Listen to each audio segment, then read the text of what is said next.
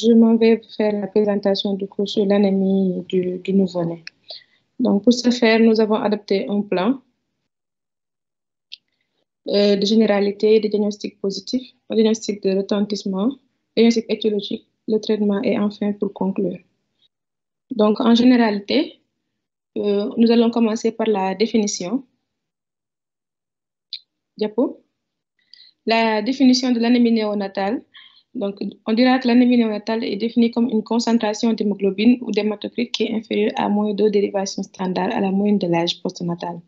Donc, sa définition en néonatologie est complexe, variable selon les auteurs et en fonction de l'âge du nouveau-né. Par consensus, l'OMS a défini l'anémie néonatale pour un chiffre d'hémoglobine inférieur à 14 grammes par décilitre sur un prélèvement périphérique et de 12 grammes sur un prélèvement du cordon.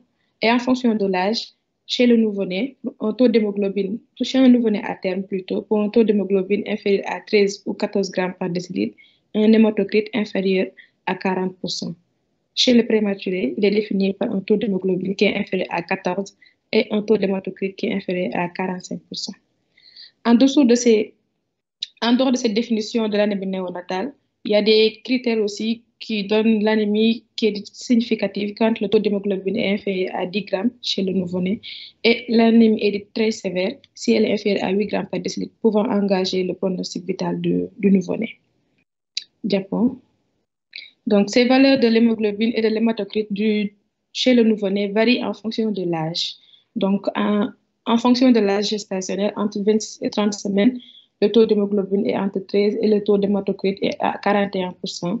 Et ce taux d'hémoglobine augmente en fonction de l'âge, qui peut aller à la naissance à un taux d'hémoglobine à 16,5 et un hématocrite à 51, avec une diminution progressive du taux d'hémoglobine qui peut arriver à 13,5 à 1 mois avec un hématocrite à 44%. Diapo. Donc, toujours dans les généralités, dans l'intérêt, sur le plan épidémiologique, c'est un problème qui est fréquent en néonatologie, notamment chez les nouveau-nés prématurés et dans les unités de soins intensifs. Les étiologies sont dominées par les causes périphériques, notamment les hémorragies et les hémolyses, et exceptionnellement, on a les causes centrales. Le pronostic vital peut être engagé en cas de choc hémorragique ou bien le pronostic fonctionnel avec des risques de séquelles dans le cadre des anémies hémolytiques avec le risque d'ictère nucléaire. Donc, sur le plan thérapeutique, l'indication d'un traitement dépendra non seulement de l'hématocrite et de la valeur de l'hémoglobine, mais surtout des symptômes, c'est-à-dire de la tolérance et la gestationnelle du nouveau-né. Diapo. Donc, dans le chapitre de rappel physiopathologique, il faut dire qu'au cours du développement embryonnaire, l'érythropoïèse fœtale se produit dans 3 sites différents, soit dans le sac vitelin, dans le foie ou dans la moelle osseuse. Et cela dépendra de l'âge gestationnel. Donc, la formation des globules rouges se fait plutôt dans le sac vitelin et est maximale entre 2 et 10 semaines d'âge gestationnel. Elle se fait après au niveau de la moelle osseuse vers la 18e semaine. À partir de la 30e semaine de vie fœtale, la moelle osseuse est le principal organe de l'érythropoïèse. À la naissance, l'hématopoïèse normale est localisée au niveau de la moelle osseuse. En intra-utérin, la production de globules rouges est contrôlée en partie par l'érythropoïétine qui est sécrétée au niveau du rein. Diapo. Donc, ce schéma récapitule les sites de production, les sites d'hématopoïèse en fonction de l'âge gestationnel. Donc, ici, vous voyez qu'il se fait au niveau du sac vitelin avant 6 semaines, puis dans le foie entre 6 et 18 semaines. Et à partir de la naissance, l'hématopoïèse est totalement au niveau de la moelle osseuse. Diapo. Diapo. Donc là, toujours dans les rappels, la synthèse de l'hémoglobine, on disait plutôt que pendant la vie embryonnaire, l'hémoglobine se présente sous forme d'hémoglobine de type Grower 1 et 2. Durant la vie fœtale, l'hémoglobine est représentée en majorité par l'hémoglobine fœtale qui est caractérisée par sa capacité élevée de fixation à l'oxygène. À la naissance, l'hémoglobine fœtale représente 55 à 65% de l'hémoglobine avec 15 à 40% d'hémoglobine A1 et moins d'1% d'hémoglobine A2. À 6 mois de vie, l'individu requiert le profil électropoïétique de l'adulte avec une prédominance de l'hémoglobine de type A, 98%, avec l'hémoglobine fœtale qui diminue de façon très significative, inférieure à 1%, et l'hémoglobine A2 qui représente 3,3% de l'hémoglobine. Donc, ce schéma essaie de récapituler la formation de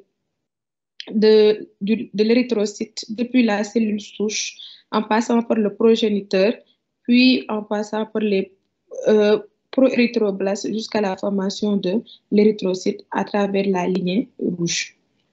Diapo. Donc, cette érythropoïèse qui permet la formation du globule rouge est régulée par plusieurs facteurs. On peut avoir des métaux comme le fer, le cuivre, le cobalt ou le zinc qui sont essentiels à la production de l'hémoglobine. La présence aussi des vitamines telles que la vitamine B et les folates qui sont indispensables à la synthèse de l'ADN, la vitamine B6, B2 et la vitamine E qui sont essentielles à l'intégrité cellulaire. Des hormones aussi interviennent dans cette érythropoïèse, essentiellement l'érythropoïétine qui est sécrétée par le foie et la rate chez le fœtus et est sécrétée chez le nouveau-né au niveau du cortex rénal en réponse à une diminution du taux d'oxygène et à une baisse du nombre de globules rouges circulants. Diapo. Donc, à la naissance, il existe une polyglobulie physiologique chez le nouveau-né avec une macrocytose qui est là et le taux normal d'hémoglobine qui varie entre 16 et 22 grammes par décilitre et une réticulocytose. Il existe aussi une variation du taux d'hémoglobine dans les premières heures de vie et dans les premiers jours de vie. C'est-à-dire que celui-ci augmente de 17 à 20% dans les 24 premières heures, puis redescend doucement dans les 24 heures suivantes. Tous les nouveau-nés présentent une baisse physiologique du taux d'hémoglobine avec une apparition d'une anémie physiologique entre 2 et 3 mois après la naissance à raison du faible taux d'érythropoïétine et de la dégradation de l'hémoglobine fœtale qui doit être remplacée par l'hémoglobine adulte. Diapo. Diapo.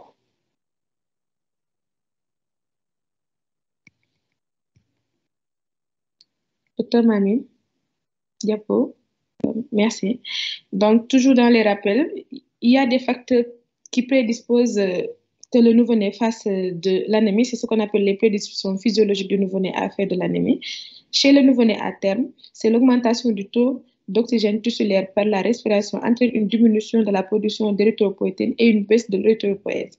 Et cela va entraîner la baisse de l'érythropoïèse associée à une durée de vie plus courte du globule rouge chez le nouveau-né, qui est de 90 jours versus 120 jours chez l'adulte.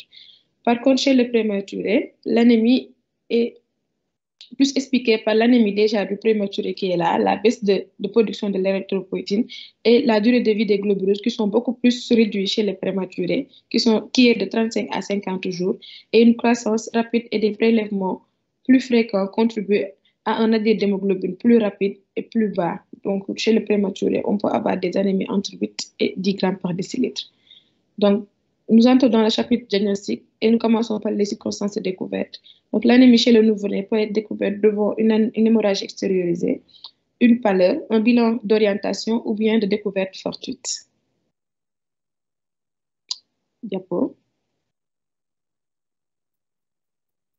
Donc, pour les signes cliniques, il faut savoir que les signes cliniques de l'anémie se manifeste par une pâleur qui va contraster avec l'érythrose du nouveau-né. Et cette pâleur doit être recherchée chez un nouveau-né qui est torse nu, dans une salle bien éclairée, au niveau des faces internes des joues, des conjonctifs et des tuguments. Parfois, il peut être difficilement appréciable chez le noir, donc il faudra regarder au niveau de la paume des mains et de la plante des pieds. Et l'intensité de la pâleur va être proportionnelle à la profondeur de l'anémie.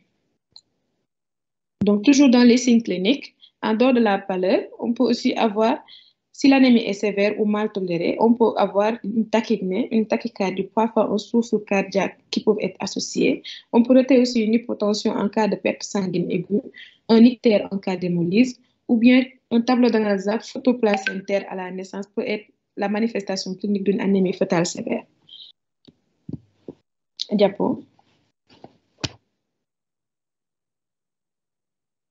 Donc, à l'appareil clinique, la numération formule sanguine permet de poser le diagnostic d'une anémie avec un taux d'hémoglobine et ou d'hématocrite qui est inférieur à moins de dérivation standard par rapport à la moyenne pour l'âge.